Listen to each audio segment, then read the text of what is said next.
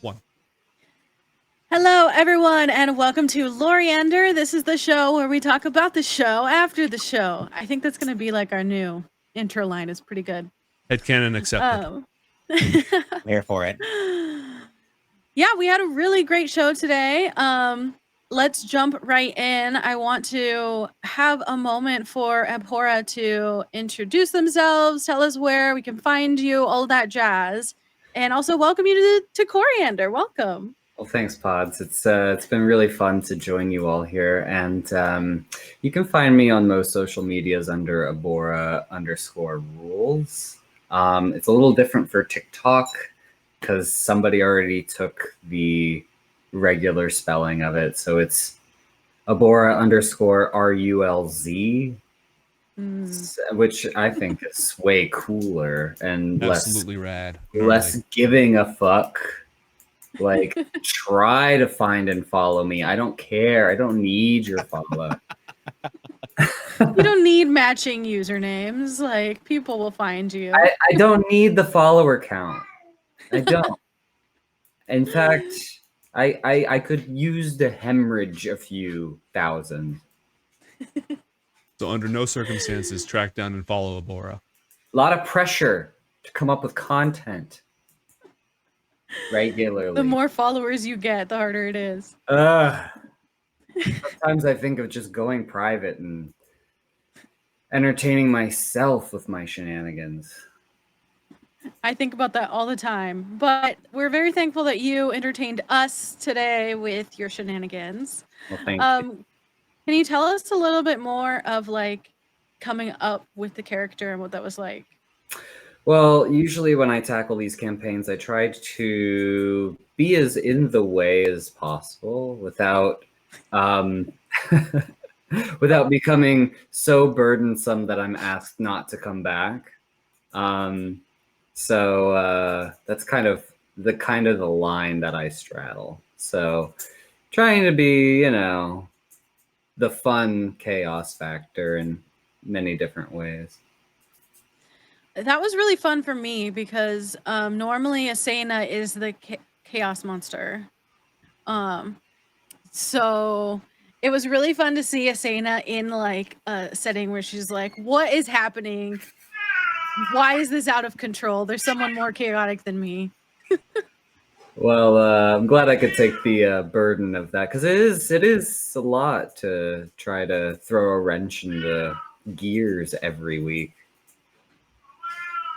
It definitely is. Is that a cat?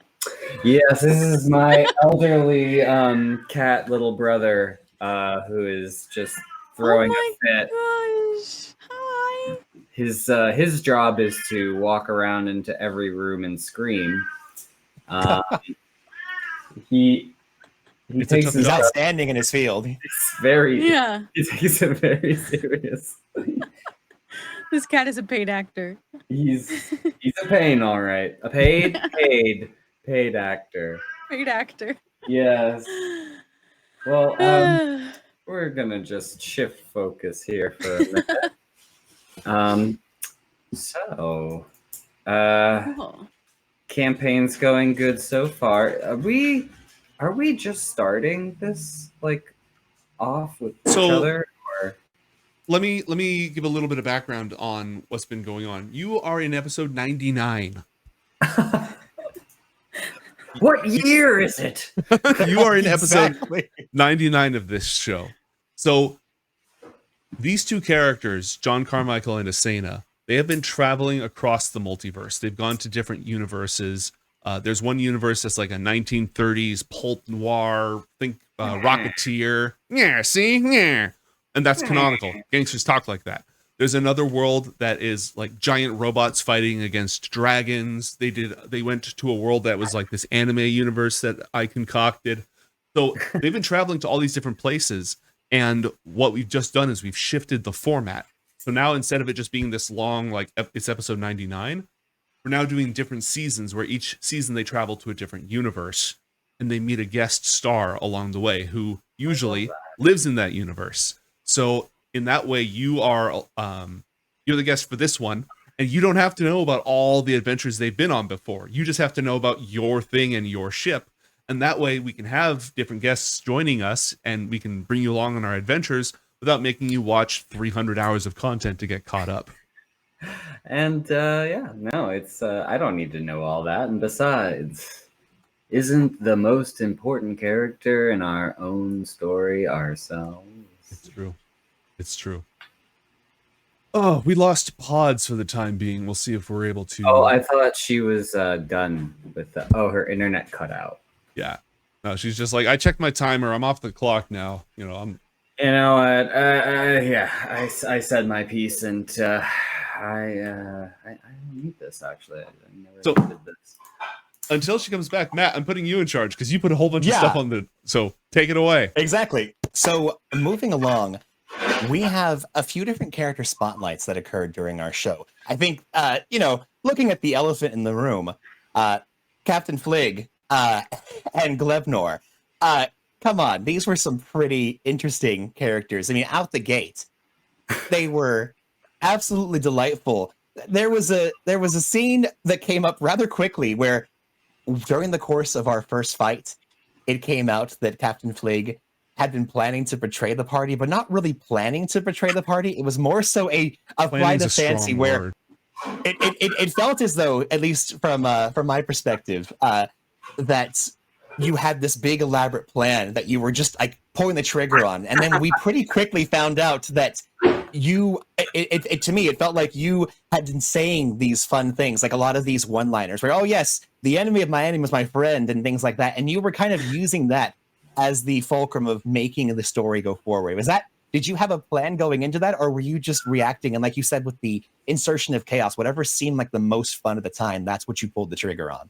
Well, I took an improv class once, and I didn't pay I didn't pay very much attention, but I did get the gist that you're supposed to just take something and say something, and then an interjection, and then something, and then you roll with it. You yes and I was just kind of looking around the room, trying to read the room, and robbery just seemed like what everyone wanted.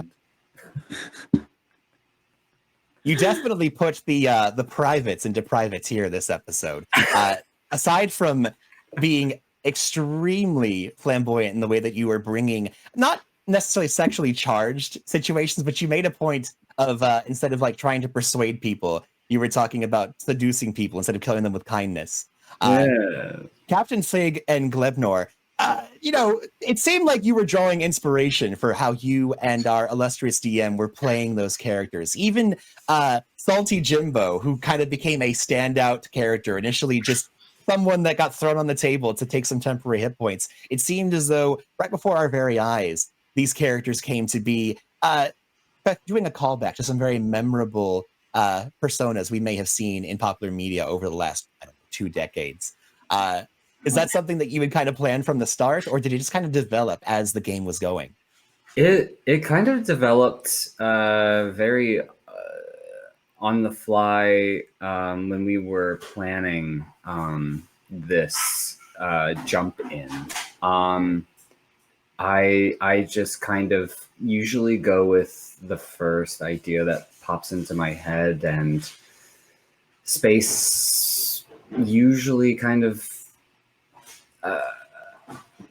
I really don't have a lot of frame of references for that, so I did pull a little completely off of Futurama for the captain character. We pretty much just both decided to rip those characters and sort of plug our own little spin on it, but it's helpful to like always have such a colorful model to think of when you are reacting to these situations. So it was helpful to sort of keep things moving quickly. Absolutely. I think it's really important, depending on if you are just coming up with a character from scratch, or you've already had an idea for a character that you want to be able to flesh out, being able to draw from popular media, taking something, and really, I think in your case, not ripping from, but doing a nice homage to this character that is already probably so ingrained in most of geekdom's minds. At one point, you said that you were kind of just going with whatever popped into your head. Speaking of what popped into people's heads, Asena, you had a pretty memorable moment during the course of our game where you literally popped something through someone's head at the very beginning of combat. What a transition! At the very beginning of our second That's combat after the next break. Thank you very much. That was brilliant. You were attacked, but you perceived that this character, one of the Drow gunmen that had been accosting us during the course of this negotiation, was going to draw their pistol on you. You rolled a natural 1 on your perception check, and with much debate between what your options were, both out of character and in character, you decided the best course of action was going to be to draw on them before they drew on us, kind of channeling what Captain Flig has been kind of hearkening back to this entire time. Dazzle them with brilliance and counterattack preemptively. You not only rolled a natural 1 in your perception, but followed up with a natural 20 on your check to throw this poisonous bullet back at them, killing them instantly. How did that feel? That was incredible. That's probably the most badass play I've ever seen. Asena's pretty good at badass plays. That's the thing. It felt really good. I think going into it, when I rolled the 1 perception, I was hoping that he would attack first, so that way I could do the Matrix Neo move of catching the bullet. Because we've only done it a couple times. And I think I've tried it a couple times and it's failed too. So to have that go from a 1 to a 20 is just so crazy to me. We need is there a name for that? For rolling a 1 and then critting after? Because there should be a name for those types of moments. Failing upwards. Yeah, failing forward, exactly. Critically failing upwards. Yeah. So I think we can workshop an incredible name for that. Yes. It's called pulling an Asena. So one thing that's going to be a consequence of the new format that we have is that we're going to be reintroducing these characters every season, probably. Because every single time it's new people, new worlds. They don't know. Again, we're not assuming that they've watched the entire backlog, because I'm not going to ask people to do that, except for you, chat. You should. But it's important. There's going to be a different character defining introduction moment in every single season. And that clearly was Asena's. It's right out the gate. It's going to be interesting to see the perspectives that different people in different worlds and different characters have on our heroes as you travel around. Yeah, I think Asena's normally very fun, loving, a bit kinder. And now I am a bit worried, not only you, Abhora, but Captain Flig's perception of Asena is just this really hardcore sort of serious person, which is what she's not normally. No, it's what I got from that. And I was kind of worried that Flig was worried that that Asena didn't like him.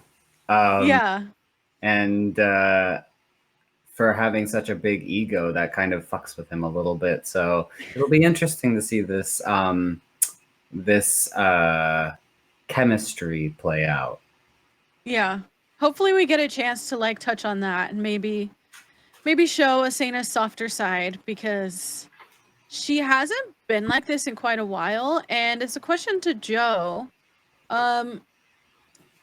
So after throwing back the missile, she kind of killed 4 guys. And I know she believes that they were going to shoot us and stuff, but she also made an oath to not kill people if she could only harm people. So are you just going to ignore that and maybe never have Oriel ever find out? That's what I would like. I was really surprised at that decision myself, I will say. Because you've been really good about not just offing people lately. I know. And then right out the gate, when Joe's like, hey, are you going to kill them or subdue them? Kind of assuming, yeah, she'll subdue. You're like, I kill them. I was like, here, I'm going to dangle one violence in front of you, one understandable, like, explainable violence. And then, you know, that'll be enough and you'll be fine. But no, that is not what happened. You know, in Asena's defense, I kind of feel like it was less of a, I'm trying to kill him and more like, oh, wow, you're really weak. I just punched you once and you died. Okay, all I know is that I asked Pods if phasers were set to stun and kill, and she said kill. All right, so interpret that how you want, but that's what I'm getting out of the situation. Well, I think that like the tension was building throughout the entire episode of, you know, what's going on. We're being tricked. Like in her head, I'm sure she's justified because she thinks that everyone's out to get her when the situation probably wasn't as serious as she thought it was. Don't forget, because we kind of just scaled over this, we might need to do a retcon or a flashback next episode. You took a prisoner. And I think that slipped my mind at the end. You guys have a prisoner. Oh, did we keep him, or did we just? We have we've got a prisoner, and we also need to get our disguises in order. So I wanted to end with the revelation of the city of Zogatha. There's some great Hive of Scum and Villainy text that I want to throw down. I wanted to end there, but I am very cool with backtracking next episode to deal with the prisoner, deal with disguises, etc. Having a short flashback, not a problem. Not a problem. Absolutely. Speaking of things that we need to take a look at, we only have a few minutes left, so I wanted to just go over a couple of questions that we have in the little bit of time we have remaining. Asena, or rather, Pods, you had mentioned that you've only gotten to use that ability to throw back at people a few times. Chat was asking, specifically Walking Armory, what is the favorite skill or feature that you've gotten to use so far? Do you think it would be the ability to throw projectiles back at your enemies, or is there something else that you like to fall back on or only get to use so often that you really love to bring to the table when it is applicable? We've seen Asena be able to come back a little bit to what she used to do. So like in the most latest episode, she got to like do the wood melding. She can sort of use her powers of nature to like mend wood back together. So I think that we're kind of like coming back around. Maybe to our roots, as it were. Yeah, I think Mage Slayer is one thing that I don't ever get to do. I got to do that today too. I see you, Abhora, and I like it. Would you? I missed it. What was the question? Would you? We're making wood puns. We're branching off topic. No. We need to get. We need to leave this I still alone. don't even get it. All right, this is not happening. Pods, get us back on the road, please. It goes against the grain. Exactly. Oh, I'm gonna notch that current topic for now. Abhora, same question. What is your favorite skill or feature you've gotten to use so far? Coward. Aside from cowering, I was gonna say aside from cowering. They got it in before you could answer, so that's canon now. Cowardice. I want to speak a little bit to this actually. Aside from being really good at water vessels, Abhora, your character is a fantastic duelist in hand-to-hand combat. You have an enchanted rapier that you can use, and you have a gun in your other hand. So, like, arrow flinning is something that you would be exceptionally good at, and your acrobatics is off the charts. So, you obviously don't have to use those abilities because cowardice is a free action.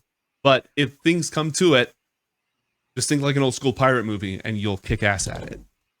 Well, I think you're playing towards my strengths, as Gnomes is familiar with in Casters and Castles during our Death Dragon Decadence campaign. I run a character that is pretty handy with a sword as well, and I find that it usually works out when I go into combat. So maybe that's where I'll get some of my courage and really pull this 180 on the story. So what would scrambles do? Scrambles? Stab them in the kidneys. That's my catchphrase. So Hey, we have a catchphrase card. That counts. That totally used. counts. Somebody played a card that gives you inspiration if you use your catchphrase. So you have inspiration for next session. That totally counts. Oh, next session? Or just for this Loriander. Yes, you get for Loriander inspiration for Loriander. I- Interesting. I get to interrupt one person while they're talking. I get to make somebody else's segment about me. It's weird. I normally do that without inspiration. Yeah, I would Speaking of need a making- lot. Speaking of making a segment about you, we asked the players what their favorite skill or feature was. Gnomes, this was for you. What sort of dead or dying universes out there are in the Corianderverse? We've already been to Nowhere. Right. Is there anything else aside from Nowhere that are on the precipice of destruction? Yeah, there's a world we haven't visited yet that's called Zelzosh. Matt and I have visited it in the previous campaign that was not streamed. It is a world that is almost entirely frozen over. It's been freeze. It used to be full of life and such, but some horrible catastrophe happened, and now there's only like a couple 100 miles across that isn't completely permafrosted over. So we might go there someday because that counts as a dying world.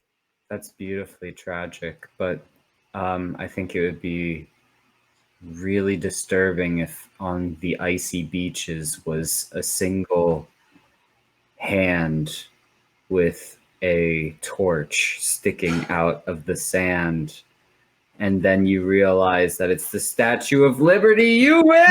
No! You blew it all up! Blew it up! Oh, God damn you! Damn you all to hell! You know, that was a good way to spend inspiration. Isn't there a movie like that? Yeah, I've seen it somewhere. And with the revelation of this possibly new bit of lore in the Corianderverse, I think as we wrap up our session of Loriander, we want to tease what's next. We have not only Abhora joining us as a guest star for our first arc of the Shadow of the Spider Moon, we have someone else who is likely to be joining our midst. Is that right? Yes. So Bombay, who also played in our Death Dragon Decadence campaign, is going to be joining us and has been... I know who Bombay is playing. It's a rival / enemy type character, a character with whom you are likely to come into opposition. And if I recall, the only other hint they gave was they posted a lot of octopus emojis. I have a pretty good idea as to who they may be. Like a kraken? I don't know. Well, for those of you who are here Davy in Jones. this, Davy Jones. Oh my gosh! Hooray, So we can Zoidberg. see if Bombay's character on the Spider Moon is standing in a bucket filled with half sludgy water, we know You'll know. who they are. And if they're poorly performing surgery on you human peoples, then it's Zoidberg. If they're gonna be a rival, maybe that's how Asana and the captain then become friends. Ooh. Common cause. Like you said, enemy of my enemy is... What if I don't Asana, know. in the clutches of this rival / boss, is about to be in a very, very bad situation and backed into a corner, much like a mouse that has to defend itself against some terrifying cat? Our erstwhile captain reaches into themselves and takes forth their sword and their pistol and lashes forward in order to help Asana out against this terrible new threat. Or maybe they just stay behind the table and let Asana get her brain eaten. Who knows? But I want to thank you all. Oh, go ahead. Can I have one thing before we leave? Just one thing. The Drow Gunslinger has an ability that ignores everything except total cover. So I was absolutely going to shoot Abhora's character behind that dinghy. Like, that was absolutely happening, and then they got blown away in one round. So that's what happens when you mess with one punch, man. Yeah. Don't let us get the drop on you by trying to get the drop on us. He didn't have to shoot. He could have pointed his pistol at the sky. So, wow, fate. Okay, well, I didn't even have inspiration to interrupt and take over, so I'm at a negative balance. I'm done. I'm using my inspiration to tie it all back in and say, I knew that was coming. And with that, thank you all so much for joining us for this episode of Papaya Tree Society. And Oh my gosh. and remember, case closed or something. Have a good night.